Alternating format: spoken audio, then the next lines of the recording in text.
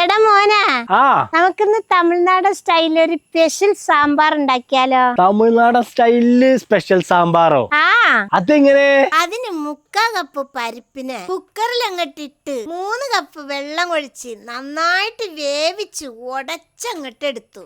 വലിയ നെല്ലിക്ക വലിപ്പമുള്ള പുളീനെ കുതിർത്താൻ അങ്ങട്ട് വെച്ചു. ചൂടായ ചട്ടിയില് 1 ടേബിൾ സ്പൂൺ വെളിച്ചെണ്ണ അങ്ങട്ട് ഒഴിച്ച് ചൂടായി വന്നപ്പോ 1 ടീസ്പൂൺ ചെറിയ ജീരകം അങ്ങട്ടിട്ട് അതിന്റെ കൂടെ 1/4 ടീസ്പൂൺ ഉലുവയും ഇട്ട് അതൊന്ന് പൊട്ടി പൊരിഞ്ഞു വന്നപ്പോ 1/4 ടീസ്പൂൺ കായപ്പൊടി അങ്ങട്ടിട്ട് ഇളക്കി വന്ന് പൊരിഞ്ഞു വന്നപ്പോ 1 കപ്പ് ചെറിയ ഉള്ളി അങ്ങട്ടിട്ട് നന്നായിട്ട് ഇളക്കി ഒന്ന് വഴണ്ട് വന്നപ്പോ 5-6 വെളുത്തുള്ളി ചതച്ചതിനെയും 2 പച്ചമുളകും അങ്ങട്ടിട്ട് ഇളക്കി ഒന്ന് പച്ചമണം മാറി വന്നപ്പോ ഒരു വലിയ തക്കാളിനെ അരിഞ്ഞത് അങ്ങട്ടിട്ട് അതങ്ങട്ട് ഇളക്കി വെന്ത് ഉടഞ്ഞു വന്നപ്പോ 1/2 കപ്പ് ക്യാരറ്റും 1 ഉരുളക്കിഴങ്ങിനെയും 1 കപ്പ് കുമ്പളങ്ങേനെയും 1/2 കപ്പ് ബീൻസ് 1/2 കപ്പ് മത്തങ്ങ 3/4 കപ്പ് പടവലങ്ങ 1/2 കപ്പ് ചേനയും 1 വലിയ വഴുതനങ്ങയും പകുതി പച്ചക്കായനെയും ഇനി 1 മുരിങ്ങക്കായും അങ്ങട്ടിട്ട് നന്നായിട്ട്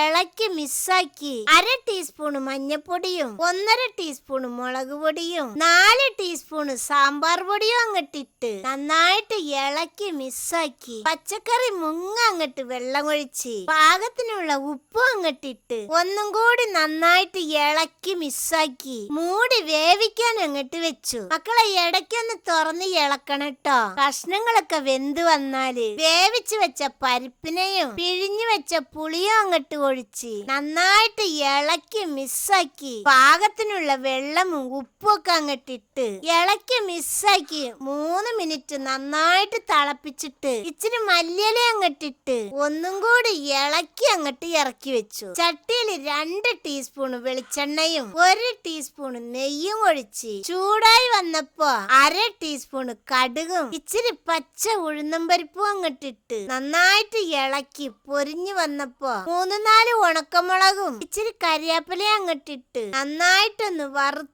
അങ്ങനെ സാമ്പാറിലേക്ക് ഒഴിച്ച് മൂടി അങ്ങട്ട് വെച്ചു. 5 മിനിറ്റ് കഴിഞ്ഞിട്ട് നന്നായിട്ട് ഇളക്കിയിട്ട് എടുത്ത എന്റെ മക്കളെ തമിഴ്നാടൻ സാമ്പാർ റെഡിയായി.